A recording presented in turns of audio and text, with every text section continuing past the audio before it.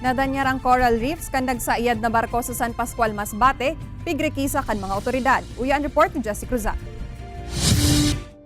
Nagkondusir nin ocular inspection ang DENR, BFAR, PCG, asin perang miyembro kan sangguniang palalawigan kan probinsya nin Masbate sa napabaretang nagsayad na barko sa kadagatang sakop kan Barangay Laurente, San Pascual, Masbate. Sigun ki Vice Governor Araco, nakaresibi subod sindang impormasyon gikan sa PCG na nagsayad ang MV Virgen de Peña Francia 2 sa nasambit na lugar.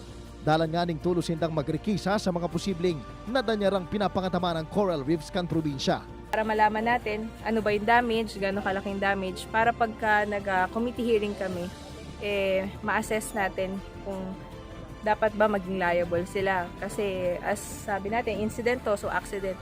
Sigun man kay PO3 Donald Canoy kan PCG, mismo kan operation manager kan barko ang nagapod sa inda, tanganing ipara man nangyari. Nagdadala daw po ng barko si Kitmate, tapos hindi na-miscalculate po yung area kasi medyo mababaw na po dito banda. Ang nilambot po nila yung bundok, kaya hindi po nila nakita, bahura na po pala.